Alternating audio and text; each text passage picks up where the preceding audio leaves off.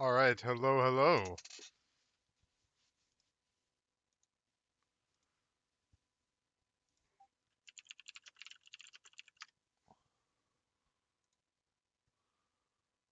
I'm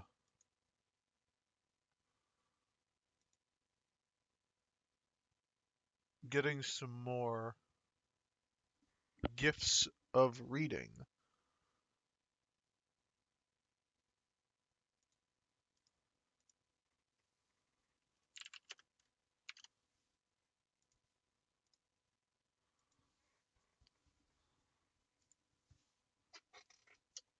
Uh I want there to be many alternatives.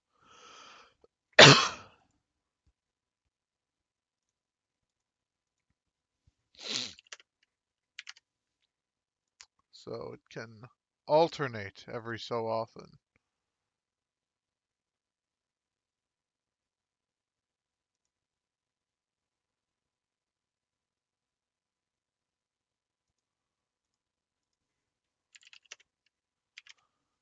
I have 7 saved so far, and I'm looking for more.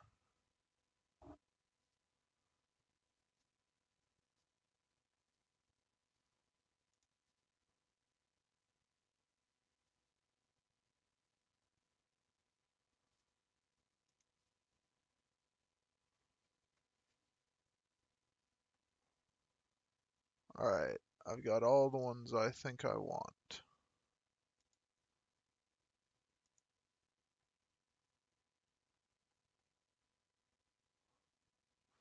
Reading Kitty, just finished sword practice. Yes, and I'm about to add more. Add. Read. I have 4, so I want 5, 6, 7. Add those.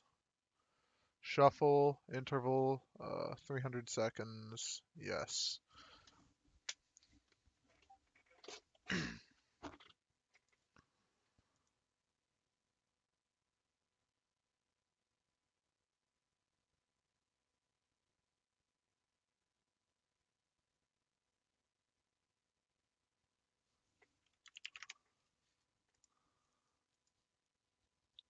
Okay. So now I can start to pull up The Secrets of the Immortal. The Alchemist.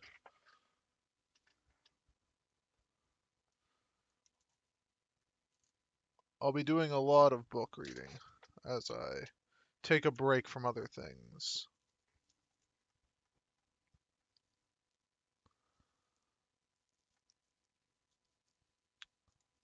So, we will start. I am legend. Death has no claim over me. Illness cannot touch me. Look at me now, and it would be hard to put an age upon me, and yet I was born in the year of our Lord 1330, more than 670 years ago. I have been many things in my time: a physician and a cook, a bookseller and a soldier, a teacher of languages and chemistry, both an officer of the law and a thief. But before all these, I was an alchemist. I was the alchemist. I was acknowledged as the greatest alchemist of all, sought after by kings and princes, by emperors and even the Pope himself. I could turn ordinary metal into gold. I could change common stones into precious jewels. More than this, I discovered the secret of life eternal, hidden deep in a book of ancient magic. Now my wife Pernelle has been kidnapped and the book stolen. Without the book, she and I will age. Within the full cycle of the moon, we will wither and die. And if we die, then the evil we have so long fought against will triumph. The elder race will reclaim this earth again, and they will wipe humanity from the face of the planet. But I will not go down without a fight, for I am the immortal Nicholas Flamel. From the daybook of Nicholas Flamel, alchemist, writ this day, Thursday, 31st of May, in San Francisco, my adopted city.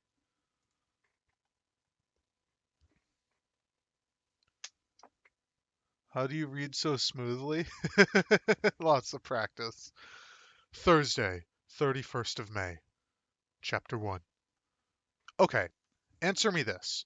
Why would anyone want to wear an overcoat in San Francisco in the middle of summer? Sophie Newman pressed her fingers against the Bluetooth earpiece as she spoke. On the other side of the continent, her fashion-conscious friend Ellie inquired matter-of-factly, "What sort of coat?" Wiping her hands on the cloth tucked into her apron strings, Sophie moved out from behind the counter of the empty coffee shop and stepped up to the window, watching men emerge from the car across the street. Heavy black wool overcoats. They're even wearing black gloves and hats. And sunglasses. She presses she pressed, sorry, her face against the glass. Even for the city, that's just a little too weird. Also, hold on, let me see something. Ooh, I can do this. Alright, so what I'm going to do is I'm going to pop the chat out. Going to have that on the side so I can read the chat while I read the book. Hell yeah! Maybe they're undertakers? Ellie suggested, her voice popping and clicking on the cell phone. Sophie could hear something loud and dismal playing in the background. Lacrimosa, maybe, or Amorphous. Ellie had never quite gotten over her goth phase. Maybe it's pronounced L, because it's E-L-L-E. Hmm. Maybe, Sophie answered, sounding unconvinced. She'd been chatting on the phone with her friend when, a few moments earlier, she'd spotted the unusual-looking car. It was long and sleek and looked as if it belonged in an old black and white movie. As it drove past the window, sunlight reflected off the blacked-out windows, briefly illuminating the interior of the coffee shop in a warm, yellow-gold light, blinding Sophie. Blinking away the black spots dancing before her eyes, she watched as the car turned at the bottom of the hill and slowly returned. Without signaling, it pulled over directly in front of the Small Book Shop, right across the street. That's the name of it, by the way, the Small Book Shop. Maybe they're mafia, Ellie suggested dramatically. My dad knows someone in the mafia, but he drives a Prius, she added. This is most definitely not a Prius, Sophie said, looking again at the car and the two large men standing on the street, bundled up in their heavy overcoats, gloves, and hats, their eyes hidden behind overlarge sunglasses. Maybe they're just cold, Ellie suggested. Doesn't it get cool in San Francisco? Sophie Newman glanced at the clock and thermometer on the wall over the counter behind her. It's 2:15 here, and 81 degrees, she said. Trust me, they're not cold. They must be dying. Wait, she said, interrupting herself. Something's happening. The rear door opened, and another man, even larger than the first two, climbed stiffly out of the car.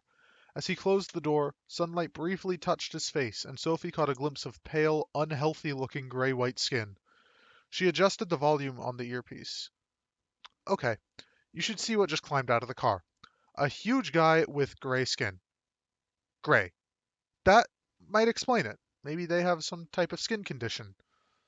I saw a National Geographic documentary about people who can't go out in the sun, Ellie began, but Sophie was no longer listening to her. A fourth figure stepped out of the car. He was a small, rather dapper-looking man. Oh, I'm about to nut. Hell yeah, saucy. He was a small, rather dapper-looking man, dressed in a neat charcoal gray three-piece suit that looked vaguely old-fashioned, but that she could tell had been tailor-made for him. His iron gray hair was pulled back from an angular face into a tight ponytail, while a neat triangular beard, mostly black but flecked with gray, concealed his mouth and chin. He moved away from the car and stepped under the striped awning that covered the trays of books outside the shop. When he picked up a brightly colored paperback and turned it over in his hands, Sophie noticed that he was wearing gray gloves. A pearl button at the wrist winked in the light. They're going to they're going into the bookshop, she said into her earpiece. Is Josh still working there? Ellie immediately asked. Sophie ignored the sudden interest in her friend's voice. The fact that her best friend liked her twin brother was a little too weird. Yeah, I'm gonna call him to see what's up. I'll call you right back. She hung up, pulled out the earpiece, and absently rubbed her hot ear as she stared, fascinated, at the small man. There was something about him. Something odd. Maybe he was a fashion designer, she thought, or a movie producer, or maybe he was an author. She'd noticed that some authors like to dress up in peculiar outfits. Books. Craigasm.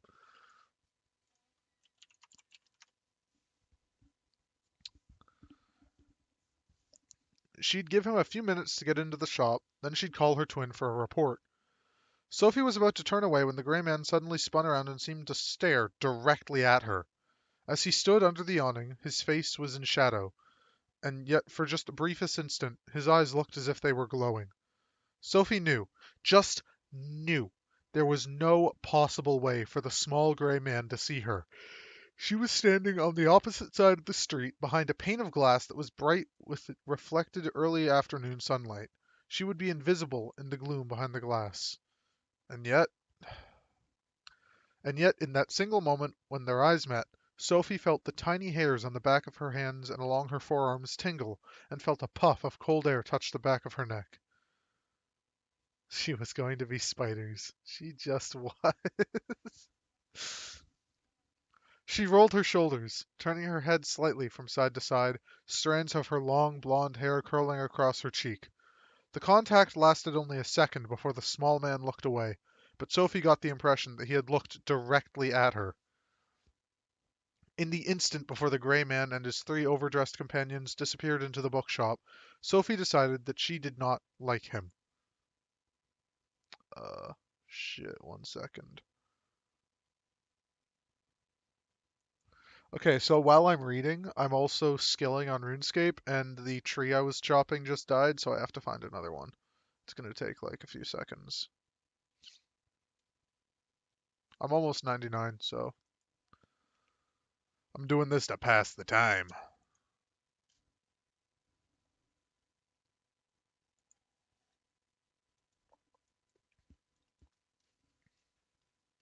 I fucking love it. Sophie just knew she was going to be spiders. She just was.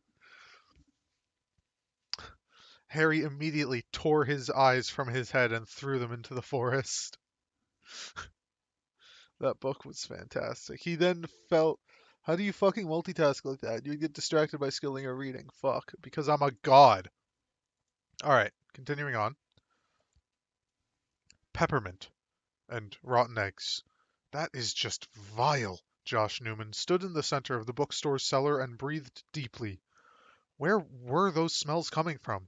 He looked around at the shelves stacked high with books and wondered if something had crawled in behind them and died. What else would account for such a foul stink? The tiny cramped cellar always smelled dry and musty, the air heavy with the odors of parched curling paper, mingled with the richer aroma of old leather bindings and dusty cobwebs. He loved the smell. He always thought it was warm and comforting, like the scents of cinnamon and spices that he associated with Christmas. Peppermint. Sharp and clean, the smell cut through the close cellar atmosphere. It was the odor of new toothpaste or those herbal teas his sister served in the coffee shop across the street. It sliced through the heavier smells of leather and paper and was so strong that it made his sinuses tingle. He felt as if he was going to sneeze at any moment. He quickly pulled out his iPod earbuds. Sneezing with headphones on was not a good idea. Made your ears pop. Eggs. Foul and stinking. He recognized the sulphurous odor of rotten eggs. It blanketed the clear odor of mint, and it was disgusting.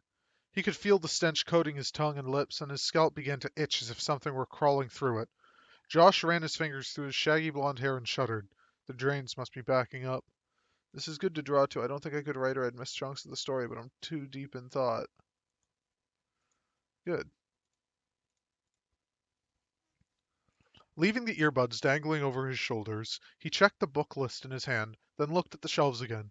The complete works of Charles Dickens, 27 volumes, red leather binding. Now where was he going to find that? Josh had been working in the bookshop for nearly 2 months and still didn't have the faintest idea where anything was. There was no filing system, or rather, there was a system, but it was known only to Nick and Perry Fleming, the owners of the small bookshop. Nick or his wife could put their hands on any book in either the shop upstairs or the cellar in a matter of minutes. A wave of peppermint, immediately followed by rotten eggs, filled the air again. Josh coughed and felt his eyes water. This was impossible. Stuffing the book list into one pocket of his jeans and the headphones into the other, he maneuvered his way through the piled books and stacks of boxes, heading for the stairs. He couldn't spend another minute down there with the smell. He rubbed the heels of his palms against his eyes, which were now stinging furiously. Grabbing the stair rail, he pulled himself up. He needed a breath of fresh air or he was going to throw up. But Strangely, the closer he came to the top of the stairs, the stronger the odors became. He popped his head out of the cellar door and looked around. And in that instant, Josh Newman realized the world would never be the same again. Chapter 2. He then fell down them for the entire year. I'm Harry Potter. Dark wizards better watch out. Oh boy. And then he fell down the stairs for the rest of the summer. Josh peered over the edge of the cellar, eyes watering with the stink of sulfur and mint. His first impression was that the usually quiet shop was crowded. 4 men facing Nick Fleming, the owner, 3 of them huge and hulking, one smaller and sinister looking. Josh immediately guessed that the shop was being robbed.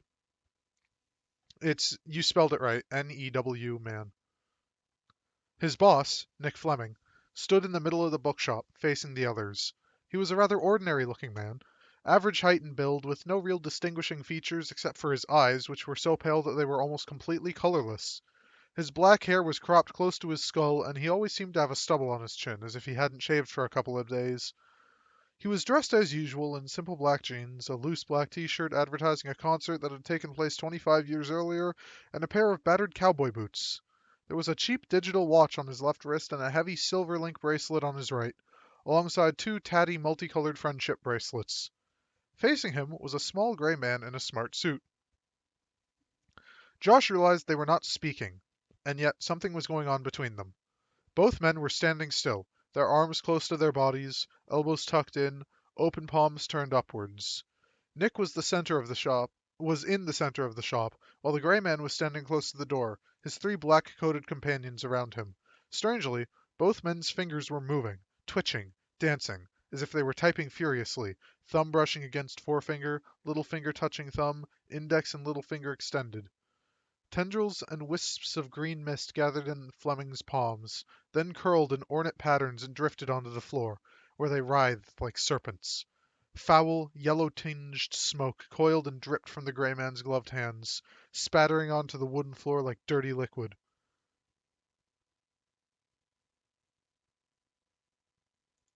I don't know what you're talking about, Ash.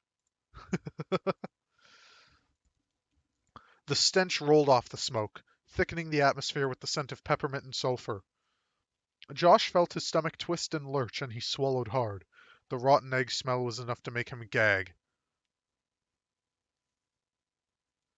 The air between the 2 men shimmered with tendrils of green and yellow smoke, and where they touched, sparks hissed and sizzled. Fleming's fingers moved, and a long fist-thick coil of green smoke appeared in the palm of his hand. He blew on it, a quick hissing breath, and it spun up into the air, twisting and untwisting at head height between the 2 men. The gray man's short, stubby fingers tapped out their own rhythm, and a yellow ball of energy spun from his hands and bobbed away. It touched the coil of green smoke, which immediately wrapped around the ball. There was a sparking snap, and the invisible explosion blew both men backwards across the room, sending them crashing across the tables of books. Light bulbs popped and fluorescents shattered, raining powdery glass onto the floor. 2 of the windows exploded outwards, while another dozen of the small square panes shattered and spiderwebbed.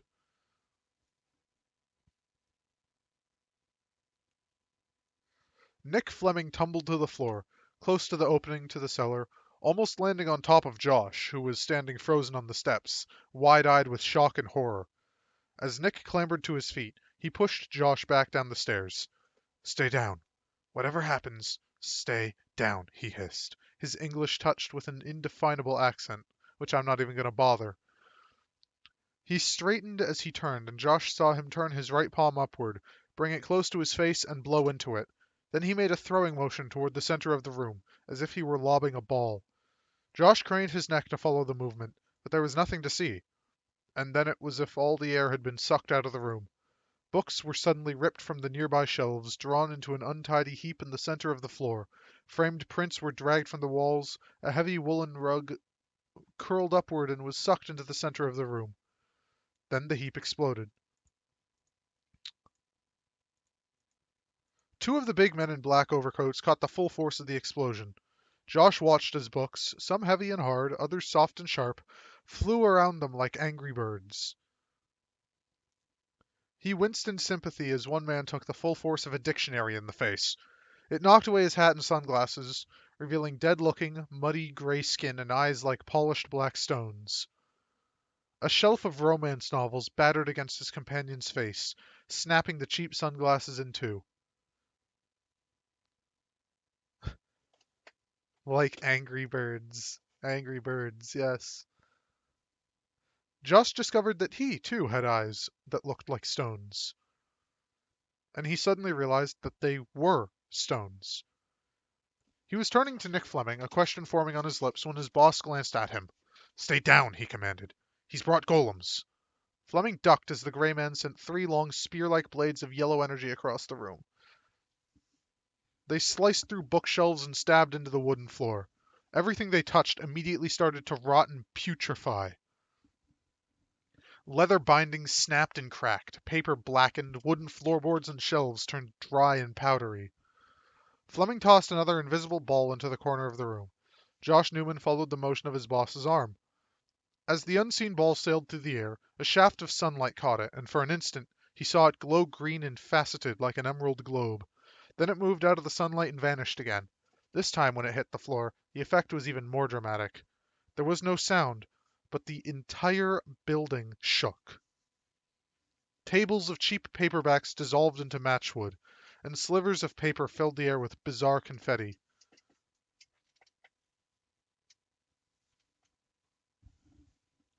The story is hot. I'm coming. Are you okay? No, I'm coming. Ash is a huge nerd for this type of fantasy.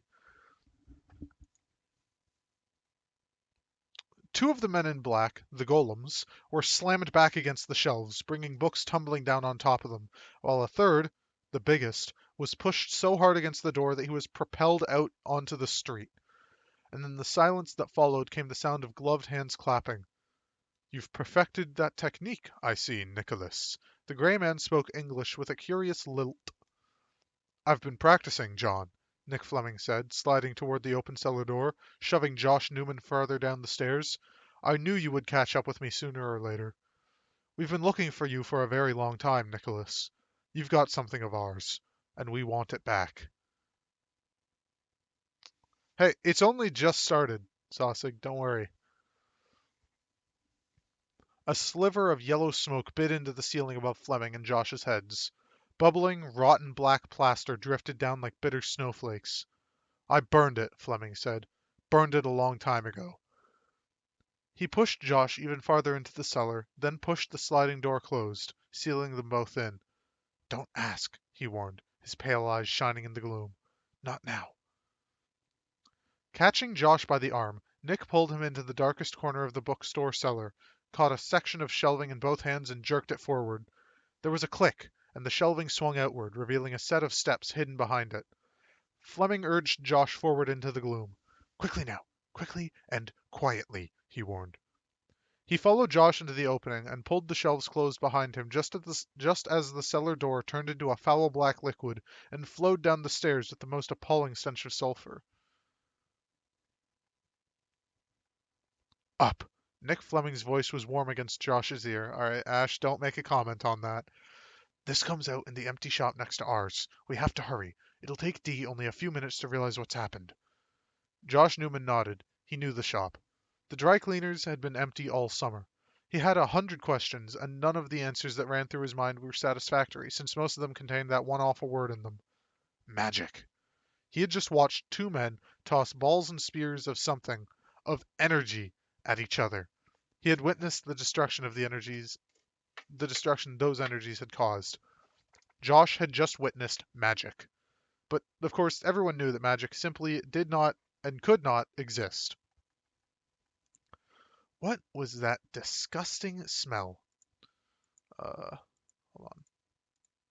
No, no, no, no, no. Don't open a new RuneScape. Thank you. Sophie Newman was just about to press the Bluetooth headset back into her ear when she breathed deeply and paused, nostrils flaring. She just smelled something awful. Closing her phone and pushing her headset into a pocket, she leaned over the open jar of dark tea leaves and inhaled. She'd been working in the coffee shop since she and her brother had arrived in San Francisco for the summer. It was an okay job, nothing special. Most of the customers were nice, a few were ignorant, and one or two were downright rude, but the hours were fine, the pay was good, the tips were better, and the shop had the added advantage of being just across the road from where her twin brother worked. They had turned 15 last December and had already started to save for their own car. Ooh. They estimated it would take them at least 2 years if they bought no CDs, DVDs, games, clothes, or shoes, which were Sophie's big weaknesses. Usually, there were two other staff on duty with her, but the one had gone home sick earlier, and Bernice, who owned the shop, had left after the lunchtime rush to go to the wholesalers to stock up on fresh supplies of tea and coffee. She had promised to be back in an hour. Sophie knew it would take at least twice that. Over the summer, Sophie had grown used to the smells of the different exotic teas and coffee the shop sold. She could tell her Earl Grey from her Darjeeling, and knew the difference between Javanese and Kenyan coffee. She enjoyed the smell of coffee, though she hated the bitter taste of it. But she loved tea. In the past couple of weeks she had been gradually sampling all the teas, particularly the herbal teas with their fruity tastes and unusual aromas. But now something smelled foul and disgusting, almost like rotten eggs. Sophie brought a tin of loose tea to her face and breathed deeply. The crisp odor of Assam caught her at the back of her throat. The stench wasn't coming from there. You're supposed to drink it, not inhale it. Sophie turned as Perry Fleming came into the shop. Perry Fleming was a tall, elegant woman who could have been any age from 40 to 60. It was clear that she had once been beautiful, and she was still striking. Her eyes were the brightest, clearest green Sophie had ever seen, and for a long time she had wondered if the other older women were colored if the older woman wore colored contact lenses. What the fuck was I reading? Perry's hair had once been jet black, but now it was shot through with strands of silver, and she wore it in an intricate braided ponytail that lay along her back almost to the base of her spine. Her teeth were small and perfect, and her face was traced with tiny laugh lines at the corners of her eyes. She was always much more elegantly dressed than her husband, and today she was wearing a mint green sleeveless summer dress that matched her eyes, in what Sophie thought was probably pure silk. I just thought it smelled peculiar, Sophie said. She sniffed the tea again. Smells fine now, she added. But for a moment there, I thought it smelled like rotten eggs. She was looking at Perry Fleming as she spoke. She was startled when the woman's bright green eyes snapped wide open and she whirled around to look across the street, just as all the little square windows of the bookshop abruptly developed cracks and two simply exploded into dust. Wisps of green and yellow smoke curled out into the street, and the air was filled with the stench of rotten eggs. Sophie caught another smell, too, the sharper, cleaner smell of peppermint. The older woman's lips moved, and she whispered, "Oh no, not now. Not here." Miss Fleming?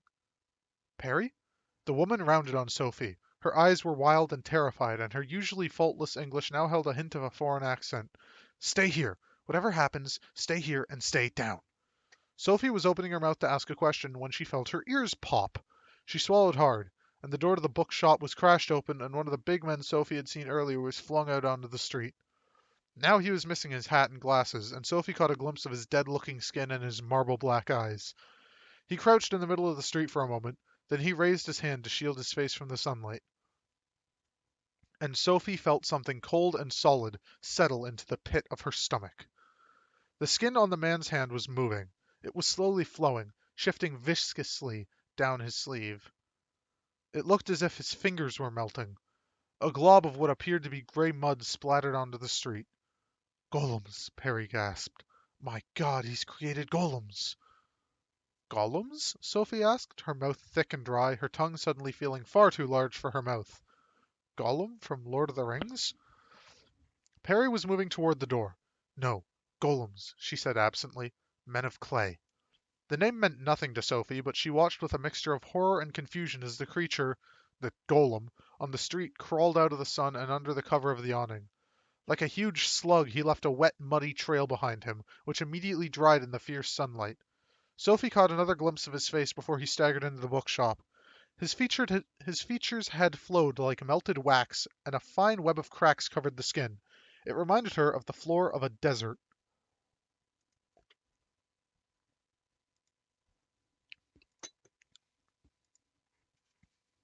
Alright, 1 second.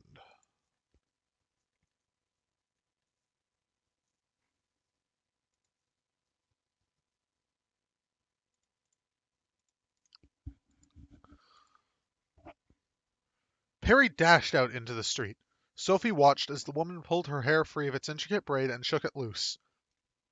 But instead of laying flat against her back, her hair flowed out around her as if it were blown in a gentle breeze.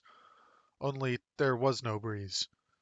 Sophie hesitated a moment, then, grabbing a broom, she dashed across the road after Perry. Josh was in the bookstore.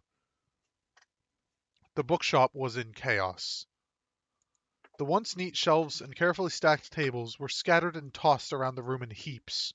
Bookcases were shattered, shelves snapped in half, ornate prints and maps lay crushed on the floor. The stench of rotten decay hung around the room. Pulped paper and wood turned dry and rotting.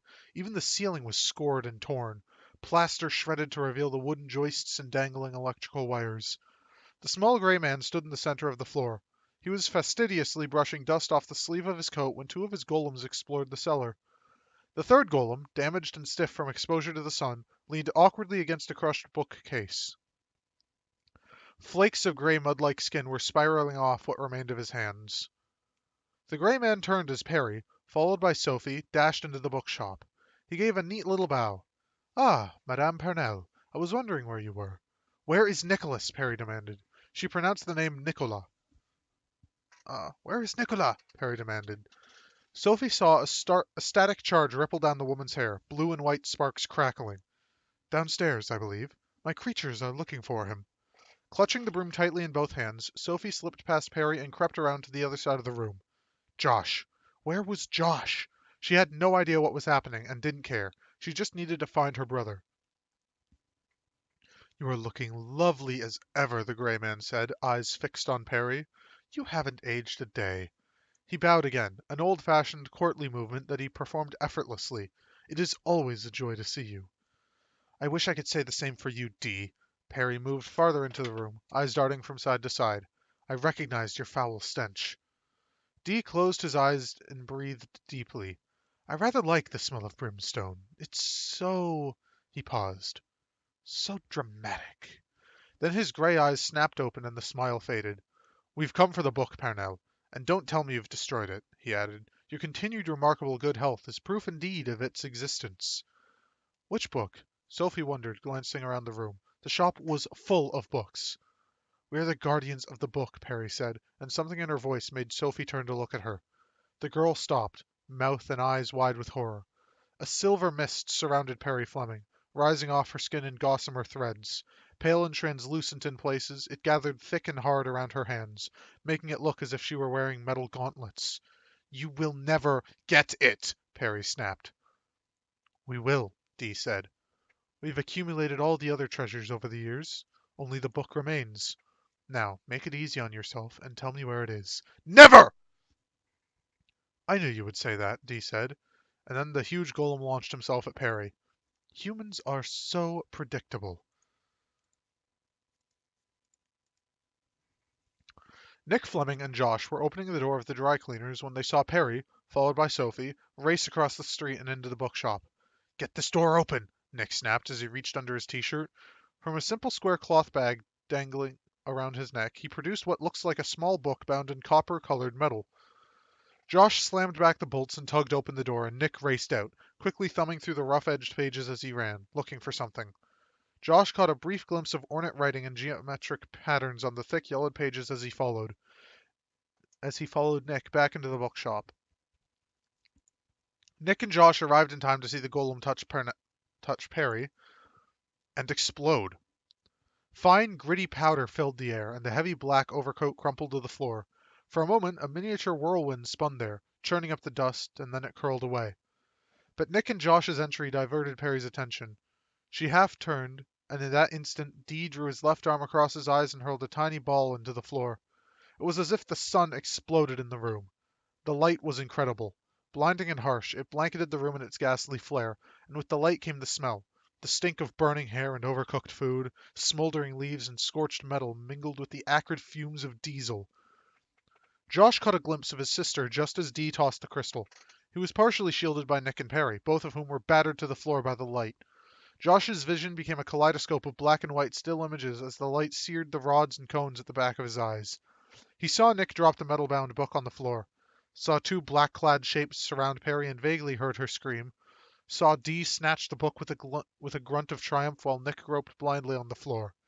"You lose, Nicholas," Dee hissed. as you have always lost. Now I get to take the things most precious to you, your beloved Pernell, and your book." Josh was moving even before he was aware of it. He launched himself at Dee, catching the small man by surprise. Although only 15, Josh was tall for his age, and heavy. He was big enough to be a linebacker, and the youngest on his football team. He knocked Dee to the ground, sending the book spinning out of his grasp. Josh felt the heavy metal cover beneath his fingertips and caught it, just as he was lifted straight off the floor and tossed into a corner. He landed on a pile of books that cushioned his fall. Black spots and darts of rainbow light moved across his eyes every time he blinked. "He's a trap, Monka S." Dee's gray shape loomed over Josh, then his gloved hand reached down for the book. "Mine, I think." Josh's grip tightened, but Dee simply wrenched the book from his hand. "You leave my brother alone!" Sophie Newman brought the broom down 5 times on Dee's back, once for every word. Dee barely glanced at her. Clutching the book in one gloved hand, he caught the broom in the other and muttered a single word, and it immediately withered and turned to ragged, pulpy splinters in Sophie's hand. "You're lucky I'm in a good humor today," he whispered, "else I'd do the same to you." Then Dee and his 2 remaining golems swept out of the devastated bookshop, carrying Perry Fleming between them, and slammed the door closed. There was a long moment of silence, and then the last remaining undisturbed shelf of books clattered to the floor. Chapter 4. "I suppose calling the police is out of the question." Sophie Newman leaned against a precariously listing bookcase and wrapped her arms around her body to stop herself from shaking. She was surprised that her voice sounded so calm and reasonable. "We've got to tell them that Perry's been kidnapped."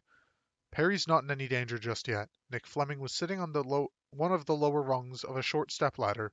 He was holding his head in his hands and breathing deeply, coughing occasionally as he tried to clear his lungs of dust and grit. "But you're right. We're not going to the police." He managed a wan smile. "I think that's supposed to be warm. I'm not sure what we could say to the police that would make any sense to them." "I'm not sure that it makes much sense to us either," Josh said. He was sitting on the only unbroken chair left in the bookshop. Although he'd broken no bones, he was bruised all over, and he knew he was going to turn several really interesting shades of purple over the next couple of days. "You're about to get 1,000 catgirls and get that spicy truth or dare, Pog Champ." The last time he'd felt like this was when he'd been run over by 3 guys on the football field. Actually, this felt worse. At least then he knew what was happening. "I think that perhaps gas escaped into the shop," Nick suggested cautiously. One sec.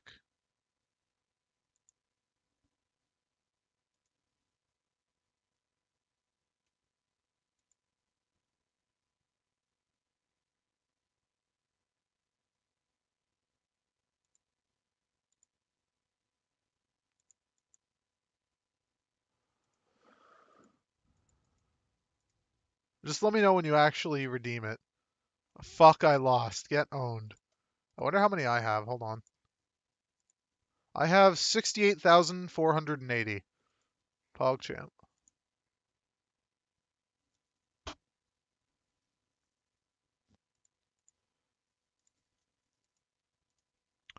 Uh,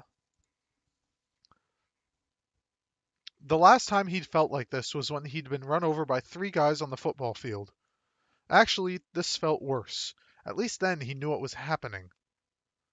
I'm sorry, Saucy. You'll get it back, don't worry. "I think that perhaps gas escaped into the shop," Nick suggested cautiously, "and what we've all experienced and seen is nothing more than a series of hallucinations." He stopped, looking at Sophie and Josh in turn. The twins lifted their heads to look at him, identical expressions of disbelief on their faces, bright blue eyes still wide with shock. "Lame," Josh said finally. "Very lame," Sophie agreed. Nick shrugged. "Actually, I thought it was a pretty good explanation. It covered the smells, the explosion in the shop, and any peculiar things you thought you might have seen," he finished hurriedly. Adults, Sophie had decided a long time before, were really bad at making up good excuses. "We didn't imagine those things," she said firmly. "We didn't imagine the golems." "The what?" Josh asked. "The big guys were golems. They were made out of mud," his sister explained. "Perry told me." "Ah, she did she?" Fleming murmured. He looked around the devastated shop and shook his head. It had taken less than 4 minutes to completely trash it. I'm surprised he brought golems. They're usually so unreliable in warmer countries, but they served his purpose. He got what he came for. 447 poggers! The book? Sophie asked. She caught a glimpse of it in Josh's hands before the small man pulled it free. Although she was standing in a shop full of books, and their father owned a huge library of antiquarian books, she had never seen anything like that particular one before. It looked as if it was bound in tarnished metal. Fleming nodded. He's been looking for that for a long time, he said softly, his pale eyes lost and distant. A very long time. Josh rose slowly to his feet, his back and shoulders aching. He held out 2 crumpled pages to Nick. Well, he didn't get all of it. When he pulled the book out of my hand, I guess I must have been holding on to these. Fleming snatched the pages from Josh's hand with an inarticulate cry. Dropping to the floor, he brushed away shredded books and shattered shelving and laid the 2 pages on the floor side by side. His long-fingered hands were trembling slightly as he smoothed the pages flat. The twins knelt on the floor of either side of him, staring intently at the pages and trying to make sense of what they were seeing. And we're certainly not imagining that, Sophie whispered, tapping the page with her index finger. The thick pages were about 6 inches across by 9 inches long and were composed of what looked like pressed bark. Tendrils of fibers and leaves were clearly visible in the surface, and both were covered with jagged, angular writing. The first letter at the top left-hand corner of each page was beautifully illuminated in gold and red, while the rest of the words were written in reddish-black ink. And the words were moving. Sophie and Josh watched as the letters shifted on the page like tiny beetles, shaping and reshaping themselves, becoming briefly almost legible in recognizable languages like Latin or Old English, but then immediately dissolving and reforming into ancient-looking symbols not unlike Egyptian hieroglyphs or Celtic ogham. Fleming sighed. No, you're not imagining that, he said finally. He reached down the neck of his t-shirt and pulled out a pair of pince-nez on a length of black cord. The pince-nez were old-fashioned glasses without arms, designed to perch on the bridge of the nose. Using his spectacles as magnifying glasses, Nick moved them across the wiggling, shifting words. Ha! Good news? Josh asked. Excellent news. He's missing the final summoning. He squeezed Josh's bruised shoulder, making him wince. If you had wanted to take 2 pages from the book, rendering it useless, then you could not have chosen better than these. The broad smile faded from his face. And when Dee finds out, he'll be back. And I guarantee you he will not just bring golems with him next time. Who was the Gray Man? Sophie asked. Perry also called him D. Gathering up the pages, Nick stood.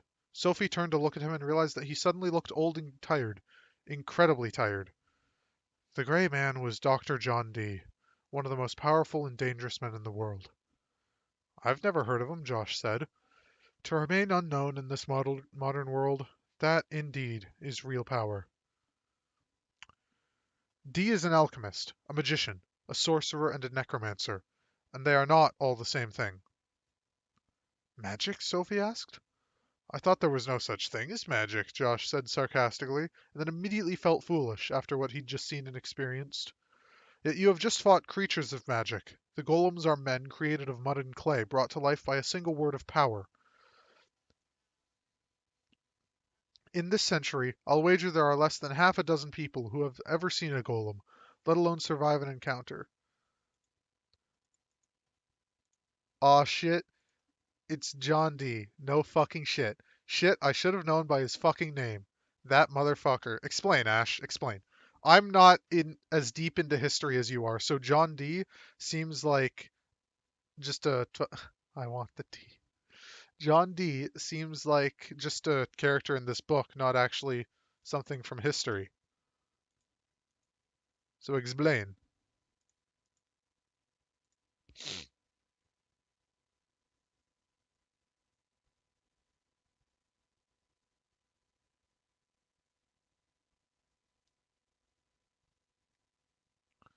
What, you lost your shit at oh shit, it's John Dee. So I figured that that was a familiar name to you. Oh well. Oh, John Dee was the personal advisor to Queen Elizabeth. Oh, yep. In this century, I'll wager there are less than half a dozen people who have ever seen a golem, let alone survived an encounter with one. Did Dee bring them to life? Sophie asked. Known for uncovering the Enochian speech. Yep. Well, Ash, this book is actually going to make you come. Like, I will be straight up. You are a huge history buff. This book is going to make you lose your fucking mind. Did Dee bring them to life? Sophie asked. Creating golems is easy.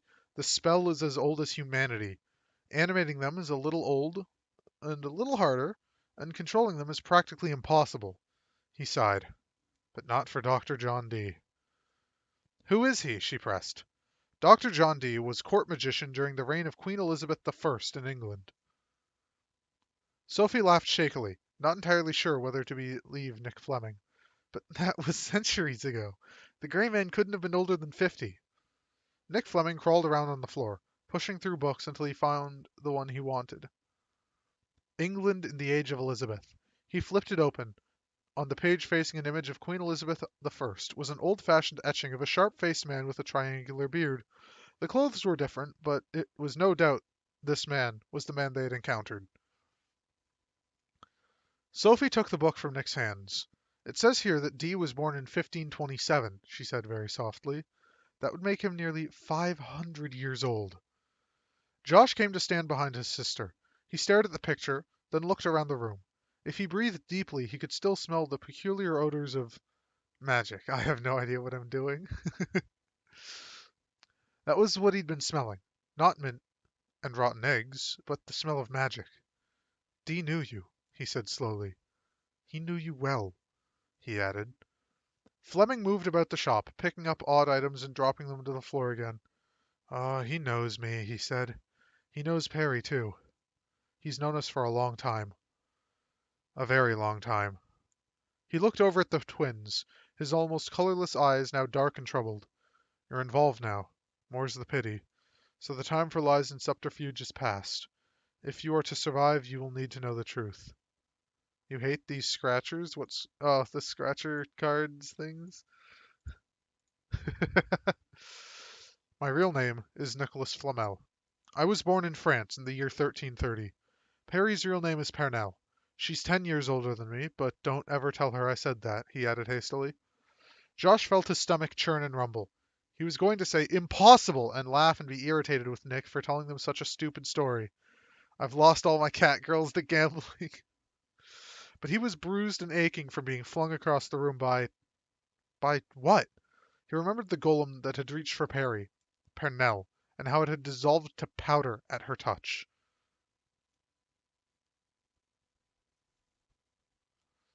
What what are you? Sophie asked the question that was forming on her twin's lips. What are you and Pernell? Nick smiled, but his face was cold and humorless, and for an instant he almost resembled Dee. We are legend, he said simply. Once, a long time ago, we were simple people, but then I caught a book. The Book of Abraham the Mage, usually called the Codex. From that moment on, things changed. Pernell changed. I changed. I became the alchemist. I became the greatest alchemist of all time, sought after by kings and princes, by emperors and even the Pope himself. I discovered the secret of the Philosopher's Stone hidden deep in that book of ancient magic. I learned how to turn ordinary metal into gold, how to change common stones into precious jewels. But more than that, much more. I found the recipe for a formulation of herbs and spells that keep disease and death at bay. Pernell and I became virtually immortal. He held up the torn pages in his hand. This is all that remains of the Codex. Dee and his kind have been seeking the Book of the Mage for centuries. Now they have it. And Pernell, too, he added bitterly. But you said the book is useless without these pages, Josh reminded him quickly. That's true. There's enough in the book to keep Dee busy for centuries, but these pages are vital, Nick agreed. Dee will be coming back for them. There's something else, though, isn't there? Sophie added quickly. Something more. She knew he was holding something back. All adults always did. Their parents had taken months to tell Josh and her that they would be spending the summer in San Francisco.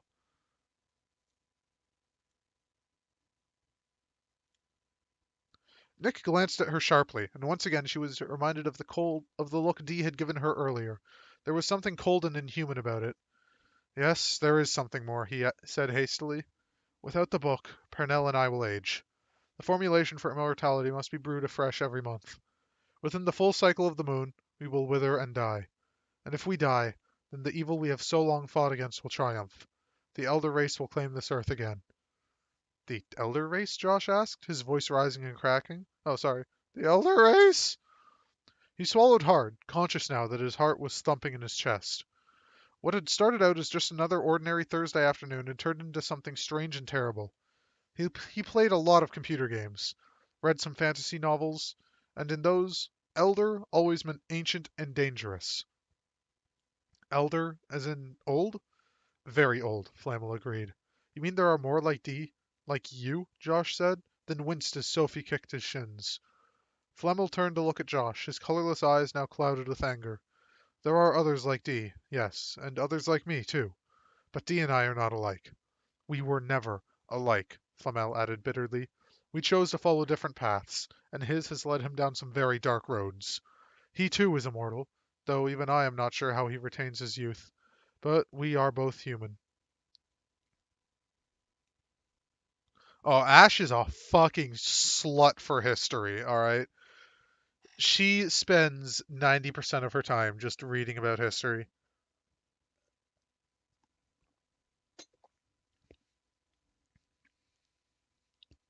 He turned to the cash register, which was lying broken open on the floor, and started scooping out the money as he spoke. When he turned to look at the twins, they were startled by the grim expression on his face. Those whom Dee serves are not and never were from the race of man. Shoving the money into his pockets, he grabbed a battered leather jacket off the floor. We've got to get out of here. Where will you go? What will you do? Sophie asked. What about us? Josh finished the thought for her, as she often did for him. First, I have to get you to a place of safety before Dee realizes the pages are missing. Then I'll go in search of Parnell. The twins looked at each other. What do you have? Why do you have to get us to a safe place? Sophie asked. We don't know anything, Josh said. Once Dee discovers that the book is incomplete, he will return for the missing pages, and I guarantee you, he will leave no witnesses on this earth. Josh started to laugh, but the sound died in his throat when he realized that his sister was not even smiling. he suddenly licked suddenly dry lips. You're saying that he would kill us? Nicholas Flamel tilted his head to one side, considering. No, he said finally, not kill you. Josh heaved a sigh of relief. Believe me, Flamel continued, Dee can do much worse to you. Much worse. Alright, I'll be right back. I'm gonna grab a bite to eat.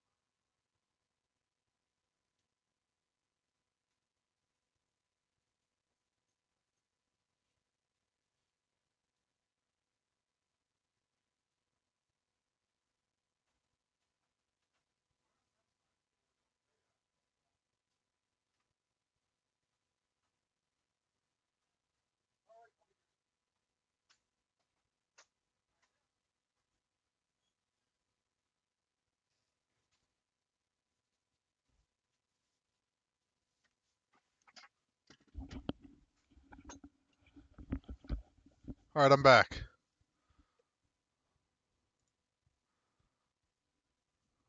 Oh my god, Ash, you're typing a lot. Alright, I have gathered some meatballs.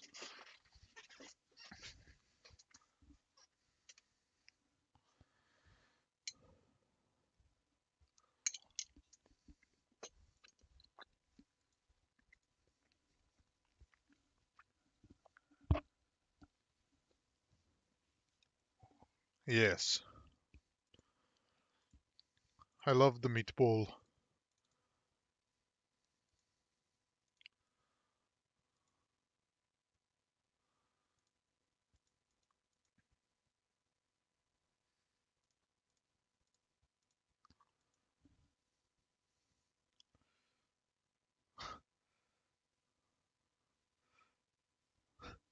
I love meatballs. Meatballs wink. God damn it, Ash.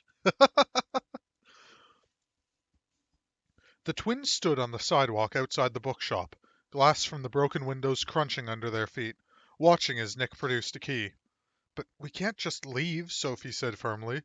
Josh nodded. We're not going anywhere. Nick Fleming, or Flamel as they were beginning to think of him, turned the key in the lock of the bookshop and rattled the door. Within the shop they could hear books sliding onto the floor. I really love this shop, Flamel muttered. It reminded me of my very first job. He glanced at Sophie and Josh. You have no choice. If you want to survive the rest of the day, you have to leave now. Then he turned away, pulling on his battered leather jacket as he hurried across the road to the coffee cup. The twins looked at each other, then hurried after him. You got keys to lock up? Sophie nodded. She produced the two keys on their Golden Gate bridge ring. Key ring. Look, if Bernice comes back and finds the shop closed, she'll probably call the police or something. Good point, Flamel said. Leave a note.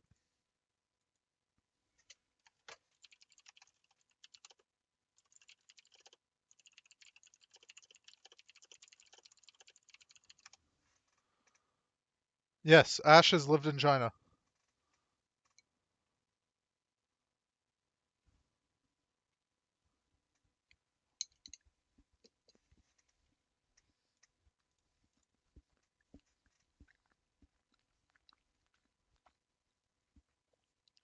Leave a note, he told Sophie. Something short. You had to leave suddenly, some sort of emergency, that sort of thing. Say I accompanied you. Scribble it. Make it look as if you left in a hurry. Are your parents still on that dig in Utah? The twins' parents were archaeologists, currently on loan to the University of San Francisco. You two dating? No. Yes. Maybe. I cannot answer that. Because it's a mystery. You're dating. Your face is dating.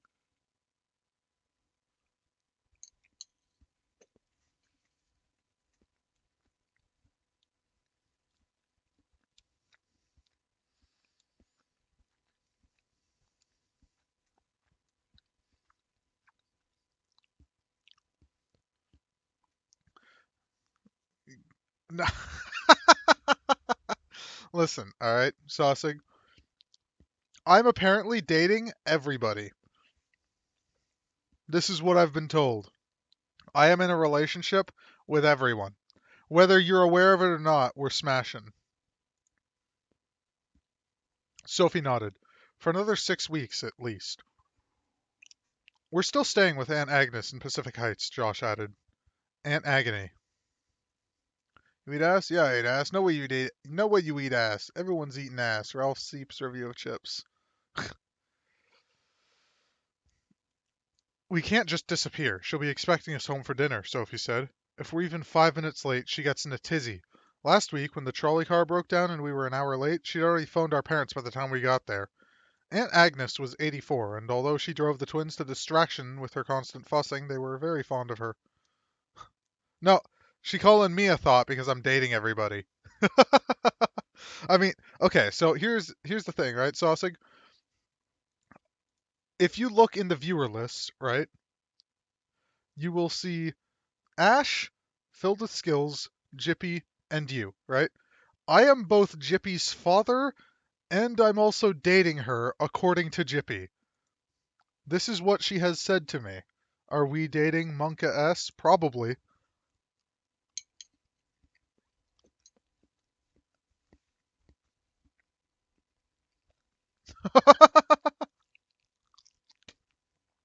What face?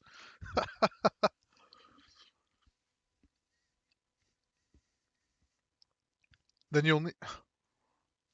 Yeah, Jippy is on some fucking Alabama type shit. Then you'll need to give her an excuse too, Flamel said bluntly, sweeping into the coffee shop with Sophie close behind him. Josh hesitated before stepping into the cool, sweet-smelling gloom of the coffee shop. Daku should date everyone, and I am. He stood on the sidewalk, his backpack slung over his shoulder, looking up and down. If you ignored the sparkling glass littering the sidewalk in front of the bookshop, everything looked perfectly normal. An ordinary weekday afternoon. The street was still and silent. The air was heavy with just a hint of the ocean. Across the bay, beyond Fisherman's Wharf, a ship's horn sounded, the deep noise lost and lonely in the distance. Everything looked more or less as it had half an hour earlier.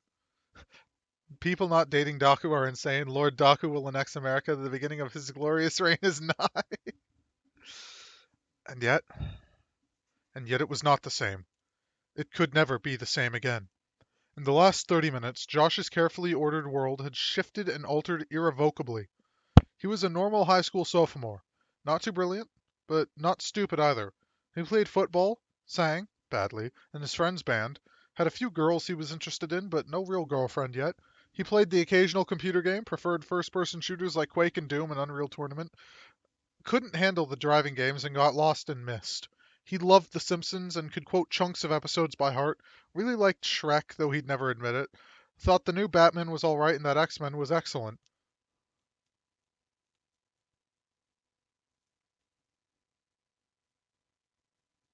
Holy shit, Saucing. He even liked the new Superman despite what other people said. Josh was ordinary. But ordinary teens did not find themselves in the middle of a battle between two incredibly ancient magicians. There was no magic in the world. Magic was a movie special effects. Or magic was movie special effects.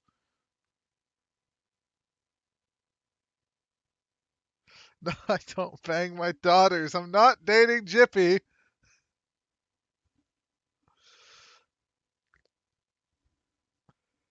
Magic was stage shows with rabbits and doves and sometimes tigers, and David Copperfield sawing people in half and levitating over the audience. There was no such thing as real magic. But how, then, could he explain what just happened in the bookshop?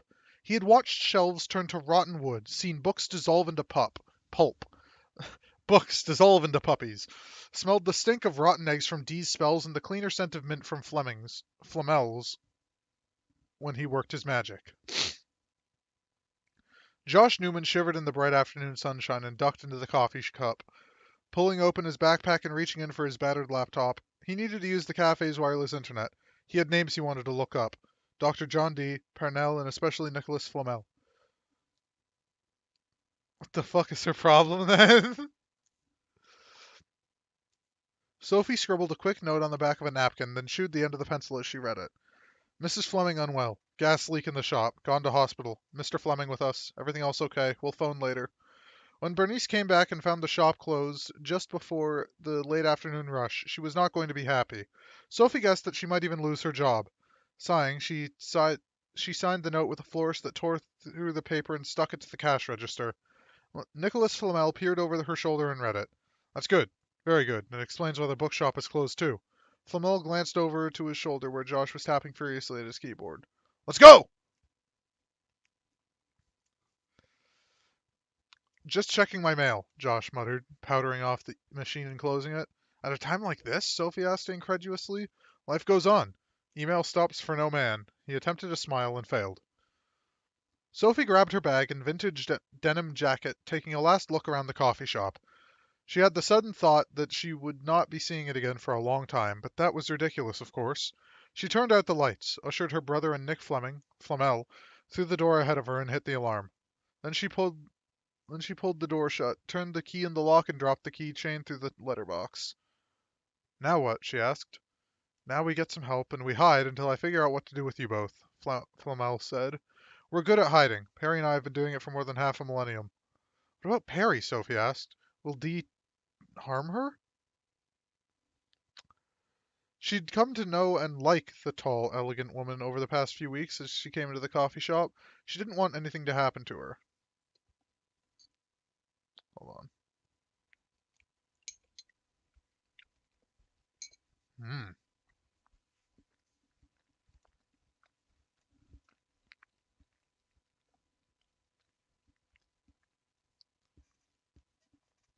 Flamel shook his head. He can't. She's too powerful. I never studied the sorceress arts, but Perry did. Right now, all Dee can do is contain her, prevent her from using her powers. But in the next few days, she will start to age and weaken. Possibly in a week, certainly within 2 weeks, he would be able to use his powers against her. Still, he'll be cautious. He will keep her trapped behind wards and sigils. Flamel saw the look of confusion on Sophie's face. Magical barriers, he explained. He'll only attack when he's sure of victory, but first he will try to discover the extent of her arcane knowledge. Dee's search for knowledge was always his greatest strength, and his weakness. He absently patted his pockets, as if looking for something. My Perry can take care of herself. Remind me to tell you the story sometime of how she faced down a pair of Greek Lamia.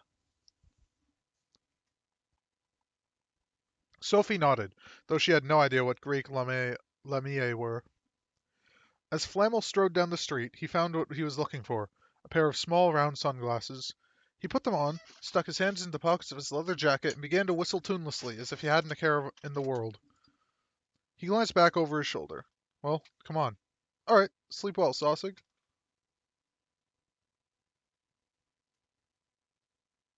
Thank you for tuning in, and I hope you enjoyed the story.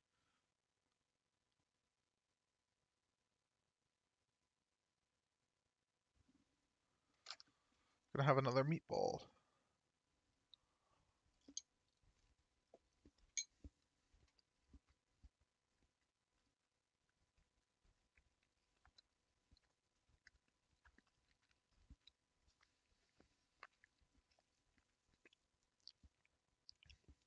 The twins looked at each other blankly, then hurried after him. I checked him out online, Josh muttered, looking quickly at his sister. So that's what you were doing. I didn't think email would be that important. Everything he says checks out. He's there on Wikipedia, and there are nearly 200,000 results for him on Google. There are over 10 million results for John Dee. Even Pernell is there, and it mentions the book and everything. It even says when he died, his grave was dug up by people searching for treasure, and they found it empty. No body, and no treasure. Apparently his house is still standing in Paris. He sure doesn't look like an immortal magician, Sophie murmured. I'm not sure I know what a magician looks like, Josh said quietly. The only magicians I know are Penn and Teller. I'm not a magician, Flamel said, without looking at them. I'm an alchemist, a man of science, though perhaps not the science you would be familiar with. Sophie hurried to catch up. She reached out to touch his arm and slow him down, but a spark, like static electricity, snapped into her fingertips. Ah! She jerked her hand back, fingers tingling. Now what? I'm sorry, Flamel explained. That's an after effect of what you would call magic. My aura, the electrical field that surrounds my body, is still charged. It's just reacting when it hits your aura. He smiled, showing perfectly regular teeth. It also means you must have a powerful aura. What's an aura? Flamel strode on a couple of steps down the sidewalk without answering, then turned to point to a window. The word tattoo was picked out in fluorescent lighting. See there? See how there's a glow around the words? I see it, Sophie nodded, squinting slightly. Each letter was outlined in a buzzing yellow light. Every human has a similar glow around their body. In the distant past, people could see it clearly and they named it the aura. It comes from the Greek word for breath. As humans evolved, most lost the ability to see the aura. Some still can, of course. Josh snorted derisively. Flamel glanced over his shoulder. It's true. The aura has even been photographed by a Russian couple called the Kirlians. The electrical field surrounds every living organism. What does it look like? Sophie asked. Flamel tapped his finger on the shop window. Just like that. A glow around the body. Everyone's aura is unique. Different colors, different strengths. Some glow solidly, others pulse. Some appear around the edge of the body. Other auras cloak the body like an envelope. You can tell a lot from a person's aura, whether they're ill or happy, angry or frightened, for example. What? Hold on. Twitch shoutout. Shout out to the flute that Captain Picard played, first in his imagination and then in real life, in the episode The Inner Light from Star Trek The Next Generation.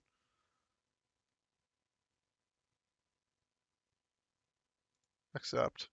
Alright. You've redeemed it. I did the shout out.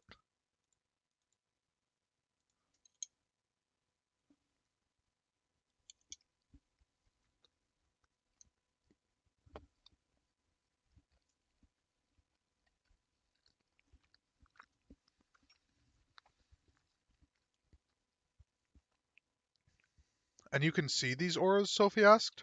Flamel shook his head, surprising them. No, I cannot. Perry can, sometimes. I can't. But I know how to channel and direct the energy. That's what you were seeing earlier today. Pure auric energy. I think I'd like to learn how to do that, Sophie said. Flamel glanced at her quickly. Be careful what you wish for. Every use of power has a cost. He held out his hand. Sophie and Josh crowded around on the quiet side street. Flamel's hand was visibly trembling, and when Sophie looked into his face, she noticed that his eyes were bloodshot.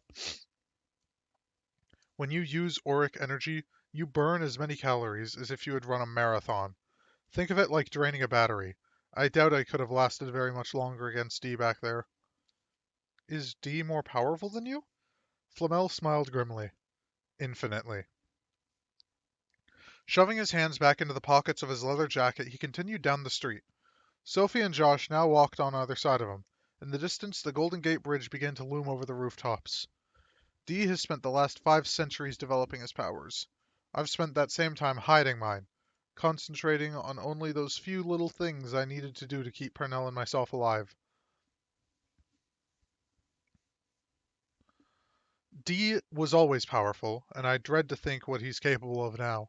At the bottom of the hill he paused, looking left and right, then abruptly turned to the left and headed into California Street.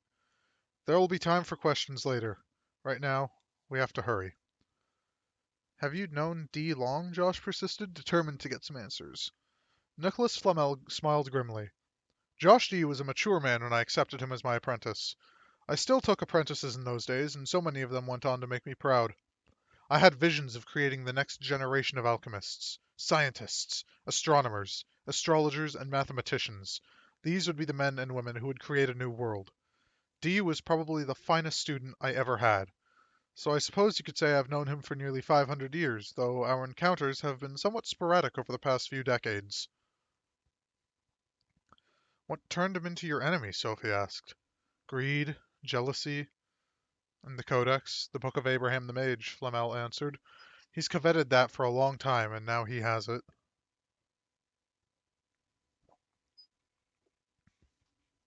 Not all of it, Josh reminded him. No, not all of it, Flamel smiled. He walked on, with the twins still on either side of him. When D was my apprentice in Paris, he found out about the Codex. One day I caught him attempting to steal it, and then I knew he had allied himself with the Dark Elders. I refused to share its secrets with him, and we had a bitter argument. That night he sent the first assassins after Perry and me. They were human, and we dealt with them easily. That next night, the assassins were decidedly less than human. So Perry and I took the book, gathered up our few belongings, and fled Paris. He's been chasing us ever since. They stopped at a crosslight. A trio of British tourists were waiting for the light to change, and Flamel fell silent, a quick glance at Sophie and Josh warning them to say nothing. The light changed and they crossed, the tourists heading up to the right, Nicholas Flamel and the twins moving to the left. Where did you go when you left Paris? Josh asked. London, Flamel said shortly. D nearly caught us there in 1666, he continued. He loosed a fire elemental after us, a savage, mindless creature that almost devoured the city. History calls it the Great Fire. Sophie looked over at Josh. They had both heard of the Great Fire of London. They had learned about it in world history. She was surprised by how calm she felt. Here she was, listening to a man who claimed to be more than 500 years old, recounting historical events as if he'd been there when they happened. And she believed him. D came dangerously close to capturing us in Paris in 1763, Flamel continued, and again in 1835 when we were in Rome working as booksellers, as it happens. That was always my favorite occupation, he added. He fell silent as they approached the group of Japanese tourists, listening intently to their guide, who was standing beneath a bright yellow umbrella. When they were out of earshot, he continued, the events of more than a century and a half earlier obviously still fresh and bitter in his memory. We fled to Ireland, thinking he would never find us on that island at the edge of Europe, but he pursued us. He had managed to master the control of whites then, and brought two over with him. The disease white and the hunger white, no doubt intending to set them on our trail. At some point he lost control of the creatures. Hunger and disease ravaged that poor land. 1 million died in Ireland's Great Famine in the 1840s. Nicholas Flamel's face hardened into a mask. I doubt if Dee even paused to think about it. He always had nothing but contempt for humankind. Sophie glanced at her brother again. She could tell by the expression on his face that he was concentrating hard, trying to keep up with the deluge of information. She knew he would want to go online and check out some of the details. But he never caught you, she said to Flamel. Not until today. He shrugged and smiled sadly. It was inevitable, I suppose. Throughout the 20th century, he kept getting closer. He was becoming more powerful. His organization was melding ancient magic and modern technology. Perry and I hid out in Newfoundland for a long time until he loosed dire wolves on us. Then we drifted from city to city, starting at the East Coast in New York in 1901 and gradually moving westward.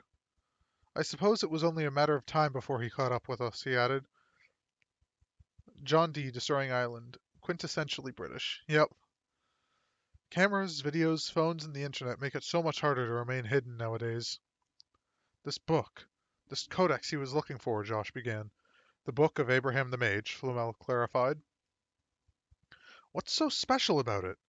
Nicholas Flamel stopped in the middle of the sidewalk so suddenly that the twins walked right past him.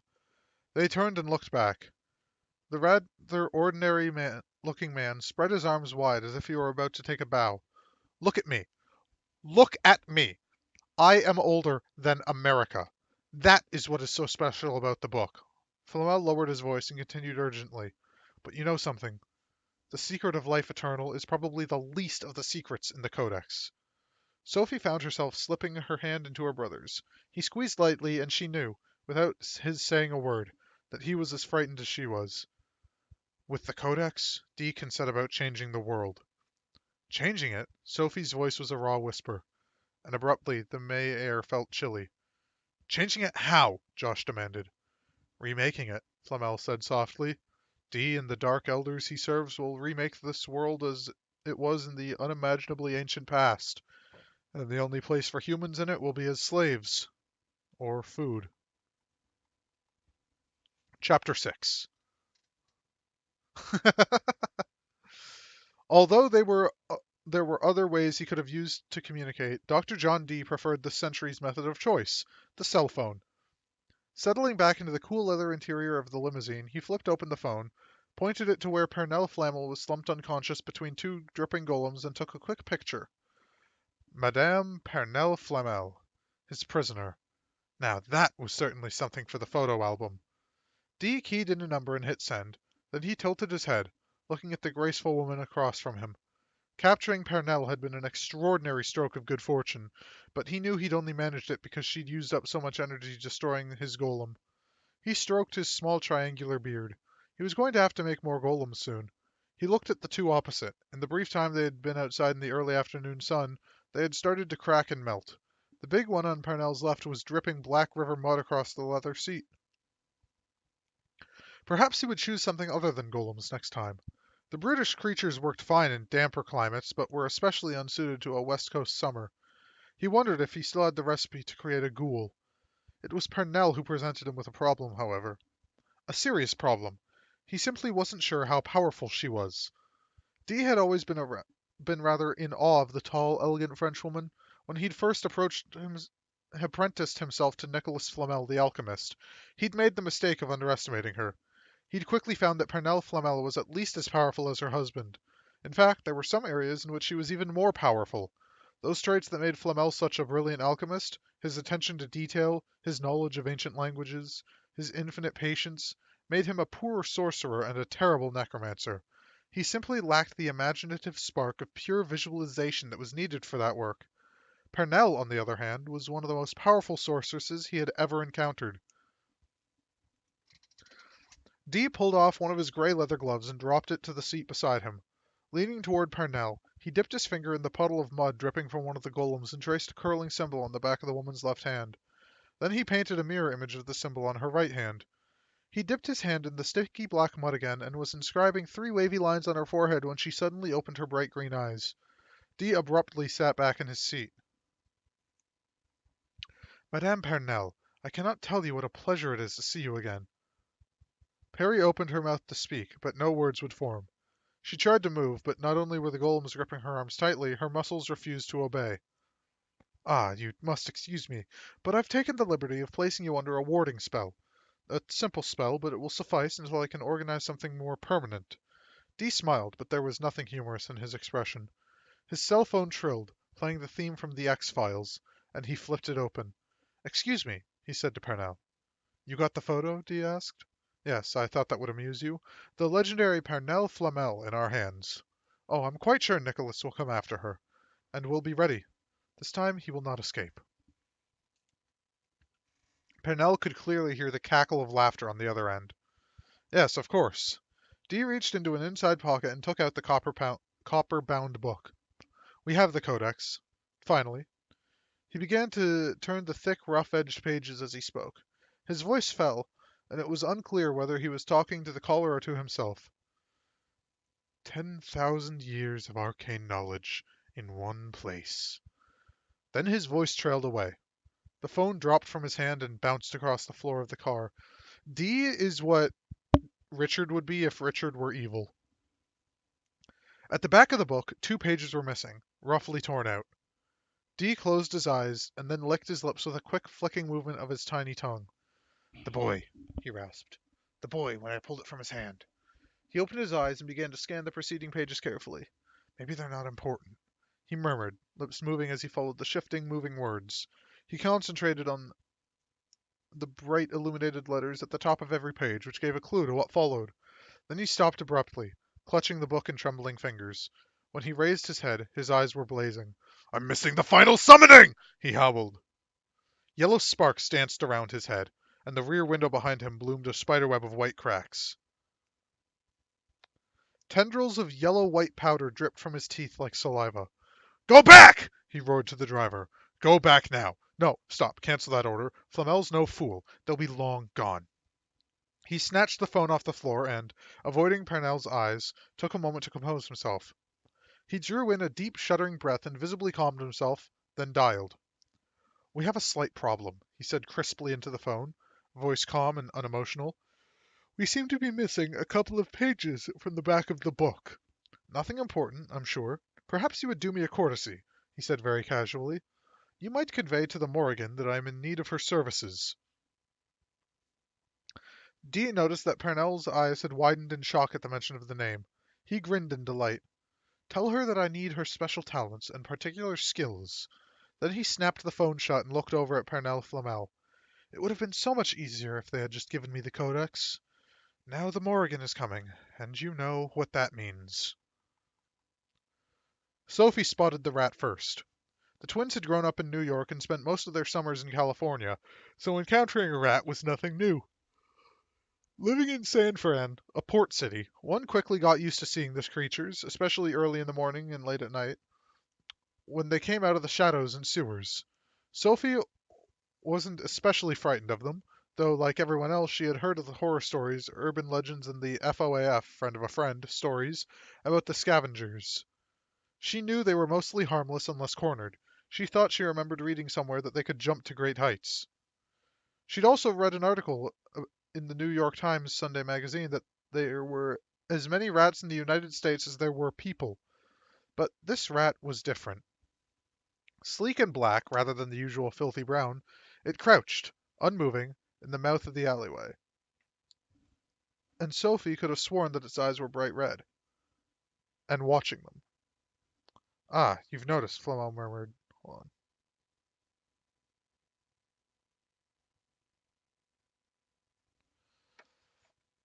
Ah, you've noticed, Flamel murmured, catching her arm, urging her forward. We're being watched. Who? Josh asked, confused, turning quickly, expecting to see Dee's long black car cruising down the street. But there was no sign of any car, and no one seemed to be paying them any attention.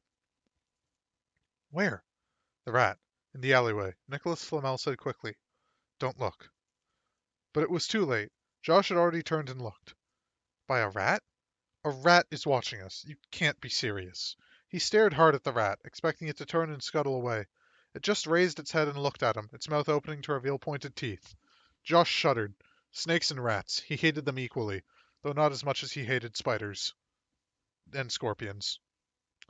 Rats don't have red eyes, do they? He asked, looking at his sister, who, as far as he knew, was afraid of nothing. Not usually, she said. When he turned back, he discovered that there were now two jet black rats standing in the alleyway. A third scuttled out of the gloom and settled down to watch them. Okay, Josh said evenly. I've seen men made of mud. I guess I can accept spying rats.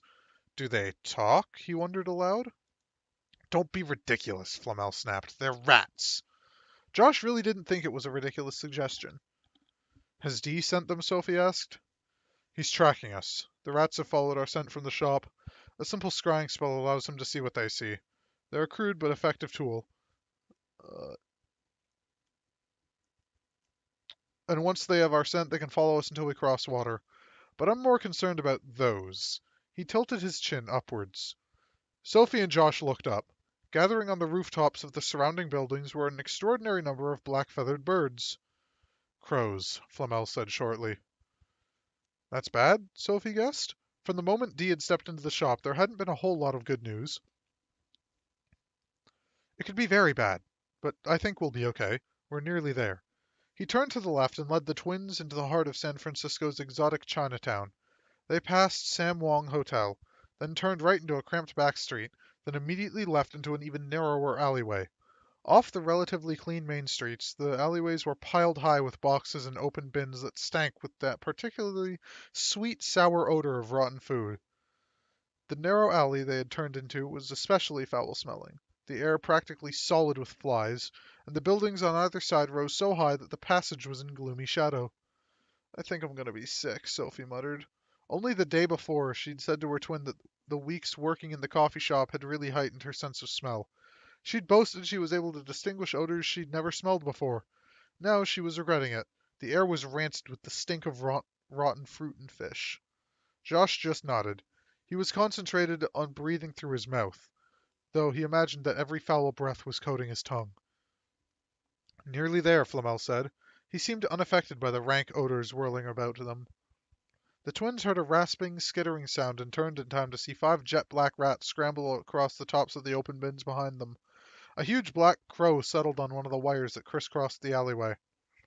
Nicholas Flamel suddenly stopped outside a plain, unmarked wooden door so encrusted with grime that it was virtually indistinguishable from the wall.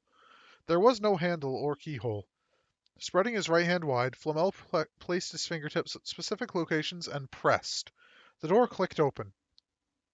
Grabbing Sophie and Josh, he pulled them into the shadow and eased the door shut behind them. After the bitter stench of the alleyways, the hallway smelled wonderful, sweet with jasmine and other subtle exotic odors. The twins breathed deeply. Bergamot, Sophie announced, identifying the orange odor, and yang yang and patchouli. How do you pronounce ylang ylang? What the fuck? I'm impressed, Flamel said. I got used to the herbs in the tea shop. I loved the odors of the exotic teas. She stopped, suddenly realized that she was talking as if she would never go back to the shop and smell its gorgeous odors again. Right now, the first of the early afternoon crowd would be coming in, ordering cappuccinos and lattes, iced tea and herbal infusions. She blinked away the sudden tears that pricked at her eyes. She missed the coffee cup because it was ordinary and normal and real. Where are we? Josh asked, looking around now that his eyes had become accustomed to the dim light. They were standing in a long, narrow, spotlessly clean hallway. The walls were covered in smooth blonde wood, and there were intricately woven white reed mats on the floor.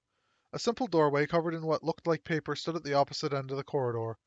Josh was about to take a step toward the door when Flamel's iron hand clamped onto his shoulder. Don't move, he murmured.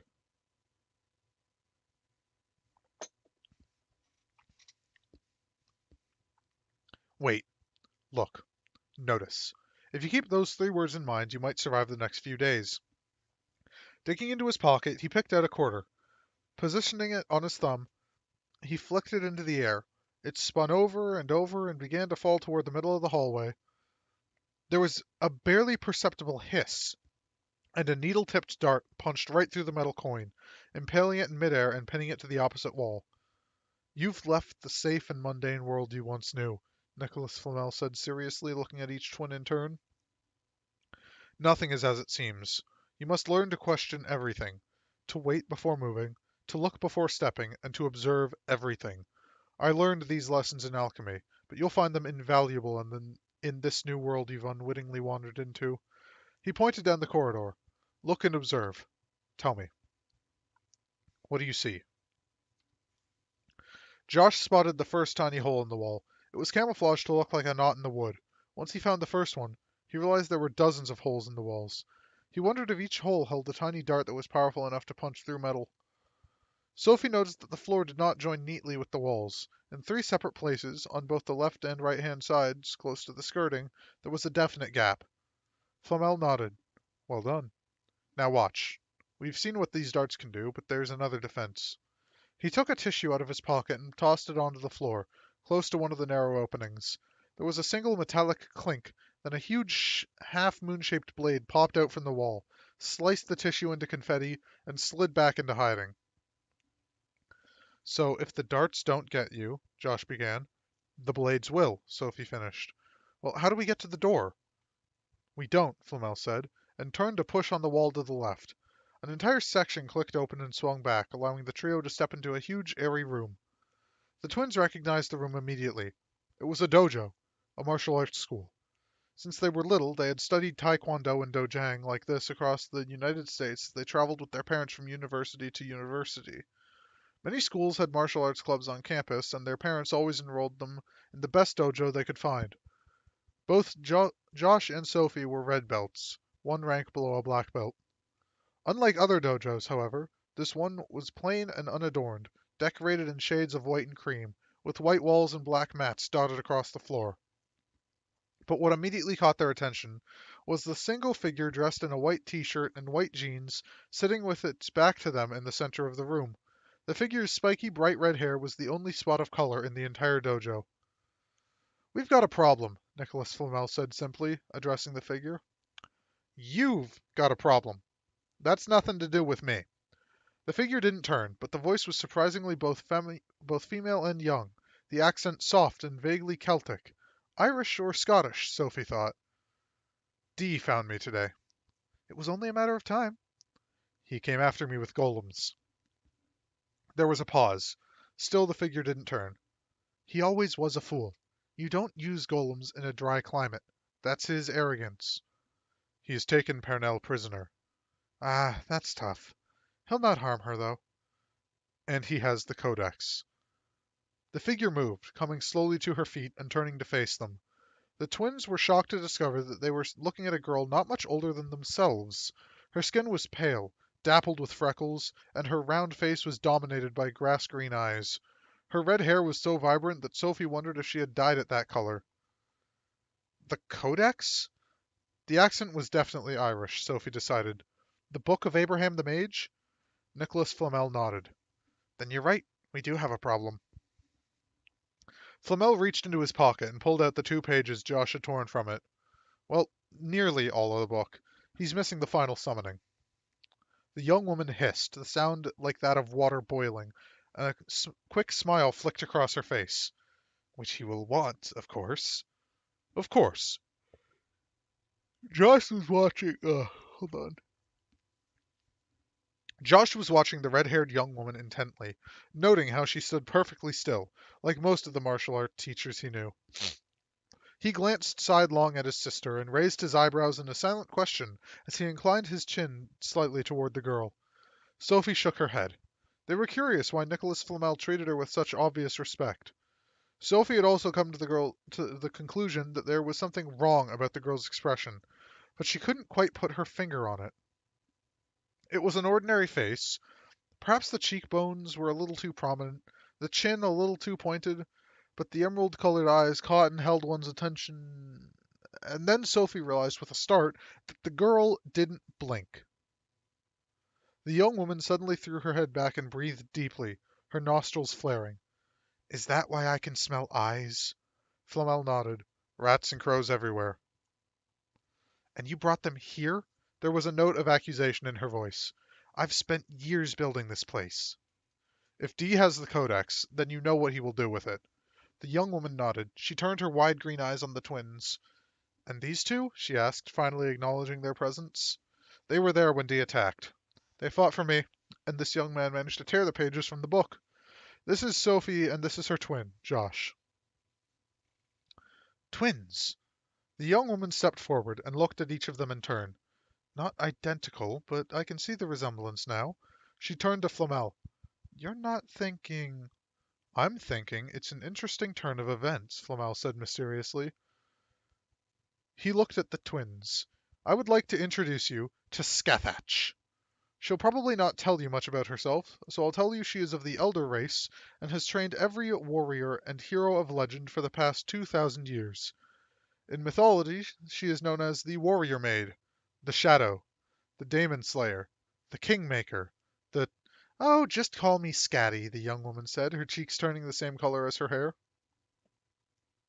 Gonna wait for you to catch up to that, Ash, because I know you're gonna go, oh!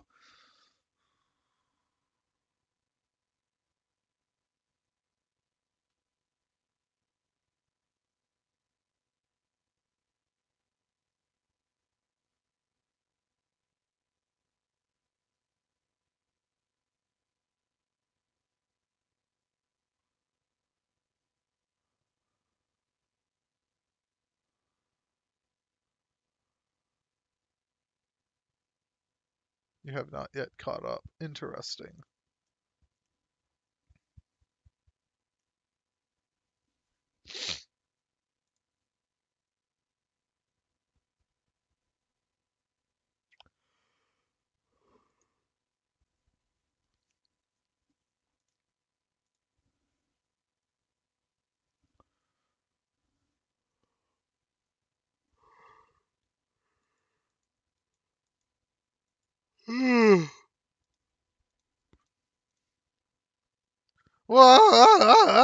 Yeah. Chapter 8.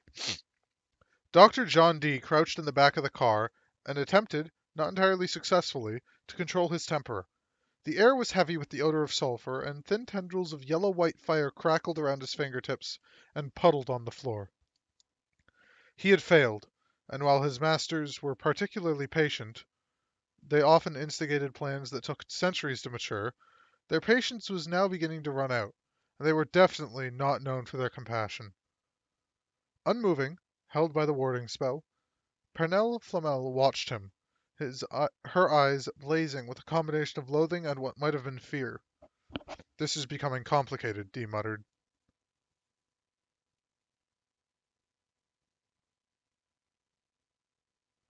Wait, period of silence sometimes?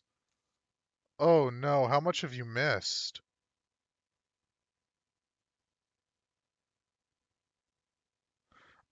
After I said I'm gonna wait for you to catch up, I was silent.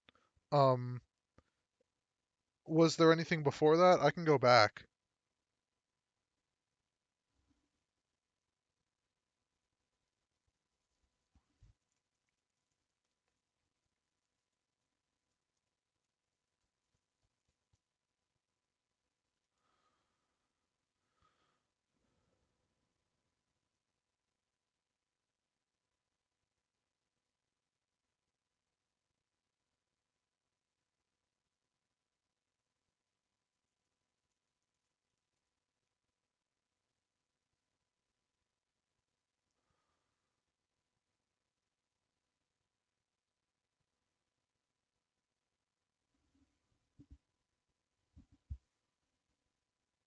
Not much. Well, I hope you didn't miss Scathach coming into things.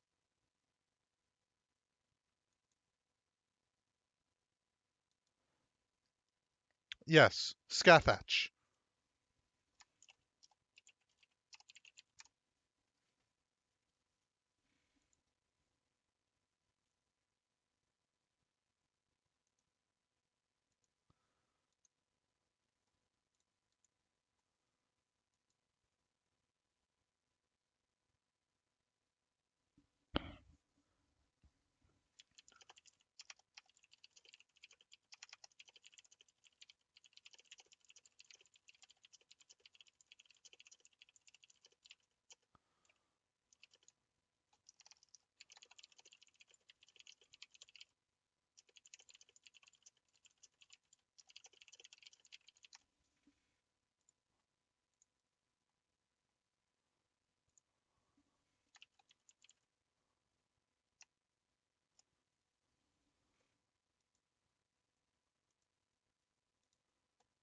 Uh, unless they're already playing a game. Because I see that Zigbar is online and already in-game. Let's see how long he's been in that game.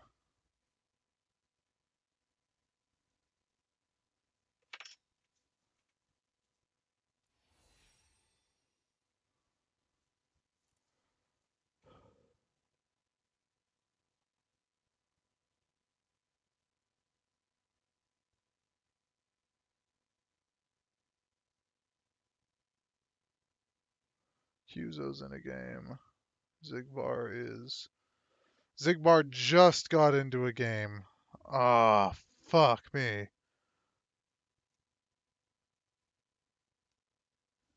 What happened? A bunch of bad games where both I was playing poorly and I was matched with teammates that were playing poorly. Except for when we were 5 men, and then, like, just everything went wrong, right? And, I tilted. I tilted hardcore, and then it was pointed out that I was tilted, and I proper lost my mind. So, that's what happened. I'm gonna end the stream for, like, 30 minutes or so. Uh, yeah. Thank you for joining me for story time. We will continue again tomorrow, probably. I will be back streaming in around 30 minutes. Give certain people time to get out of their game and get ready for another. So, yeah.